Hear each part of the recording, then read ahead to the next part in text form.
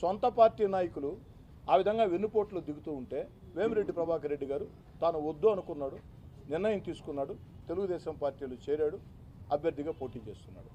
మరి వేమిరెడ్డి ప్రభాకర్ రెడ్డి గారు పొడిచింది వెన్నుపోటు అయితే ప్రసన్న కుమార్ రెడ్డి గారు, నాకు తెలిసి నేను చెప్తున్నా, మీరు 90లో కాంగ్రెస్ పార్టీలో ఉన్నారు, 93లో తెలుగుదేశం పార్టీలో ఉన్నారు, మళ్ళీ మధ్యలో తెలుగుదేశం పార్టీలో లక్ష్మీపార్వతి గారి పార్టీలో ఉన్నారు, ఆ తర్వాత మళ్ళీ తెలుగుదేశం పార్టీలో చేరారు, మళ్ళీ కాంగ్రెస్ పార్టీలోకి వచ్చారు, మళ్ళీ వైఎస్ఆర్ కాంగ్రెస్ పార్టీలోకి వచ్చారు. వేమిరెడ్డి ప్రభాకర్ రెడ్డి గారు కుట్రలు కుతంత్రాలు భరించలేక వైఎస్ఆర్ కాంగ్రెస్ పార్టీకో దండవని పెట్టి తెలుగుదేశం పార్టీలో పోటీ చేయటం వెన్నుపోటైతే మీరు ఇన్నిసార్లు ఇన్ని రకాలుగా పార్టీలు మారారే, దీన్ని ఏమనాలా? నేను వెన్నుపోటు అంటంలే, నేను మీరు చేసింది తప్పు అంటంలే. ఎందుకంటే మీకు విధానాలు నచ్చలా వెళ్ళారు, పద్ధతులు నచ్చలా వెళ్ళారు, మళ్ళీ పద్ధతులు నచ్చాయి వచ్చారు. రాజకీయాల్లో మీ నిర్ణయం. రాజకీయాల్లో పార్టీలు మారేవాళ్ళని వెన్నుపోటు ధరలనే హక్కు ప్రసన్న కుమార్ రెడ్డి గారు మీకు లేదు, నాకు లేదు, మన ఇద్దరికీ లేదు, చాలామందికి లేదు. నచ్చనప్పుడు పార్టీలు వీడుతూ ఉంటారు.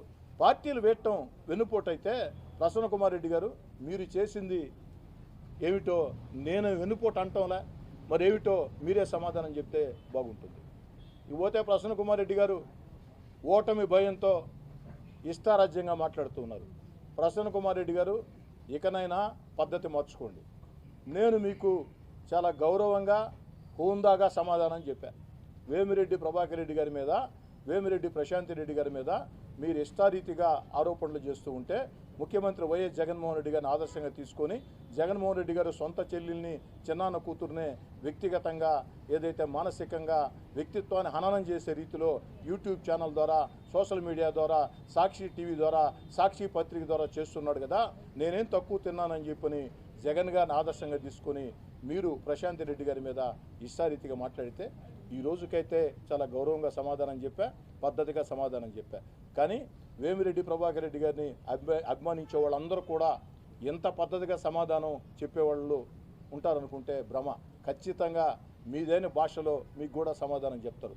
దయచేసి మీదైన భాషలో మీకు సమాధానం చెప్తే మీ గురించి మీరు ఏ భాష మాట్లాడుతున్నారో అదే భాష, మీ పద్ధతులు ఏ విధంగా ఉన్నాయో అదే పద్ధతుల్లో వేమిరెడ్డి ప్రభాకర్ రెడ్డి గారికి మద్దతుగా ఇచ్చే వ్యక్తులు మాట్లాడితే నల్లపురెడ్డి ప్రసన్న కుమార్ రెడ్డి గారు తల ఎక్కడ పెట్టుకుంటారో కూడా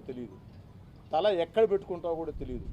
వారెవరో కొండపల్లి గురవయ్య అంట, నాకు వారెవరో తెలియదు. నిన్న సాయంకాలం ఫోన్ చేశారు. వారు నేను ఎక్కడో కేరళలో ఉంటాను సార్ అన్నారు. వాయిస్ సరిగా రాక బ్రేక్ వస్తూ ఉండింది.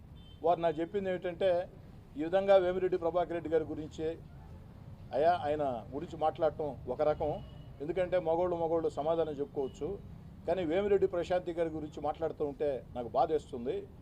నేను వచ్చి చెప్పమంటే చాలా విషయాలు చెప్తానన్నాడు. వారెవరో నాకు తెలియదు, అందుకని ఎవరో తెలియకుండా మాట్లాడటం ఎందుకని, మంచిదన్నా అని చెప్పన్నా సరిగ్గా కూడా కల.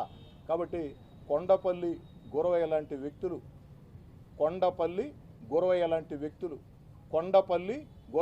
వ్యక్తులు చాలామంది మీకు సమాధానం చెప్తారు.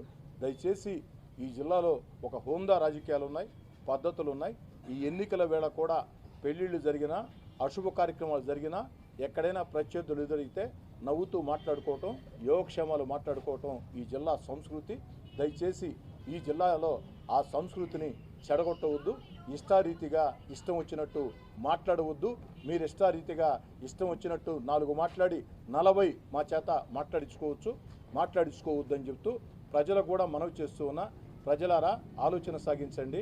ఇది ఎంతవరకు న్యాయమో, ఎంతవరకు పద్ధతో మీరే ఆలోచన సాగించండి. రాజకీయ విధానాలని లేదా నాయకత్వ లక్షణాలని, రాజకీయ పోరాటాలని, ప్రజా సమస్యల్ని ఎవరైనా మాట్లాడవచ్చు, ఇబ్బంది లేదు. కానీ ఈ విధంగా ఇష్టారీతిలో నోరుందని చెప్పని వ్యక్తిత్వాలని హననం చేసే రీతిలో మాట్లాడటం, ఇలా మాట్లాడినటువంటి నాయకులకి చెప్పాల్సిన చోట చెప్పాల్సిన విధంగా బుద్ధి చెప్పాలా. ఇలాంటి నాయకులందరికీ పోలింగ్ బూత్లోనే ఏదైతే అసభ్య పదజాలం మాట్లాడుతున్నా ఇలాంటి నాయకులందరికీ పోలింగ్ బూతుల్లో సరైన గుణపాఠం చెప్పాలని చెప్పని కోరుతున్నాను.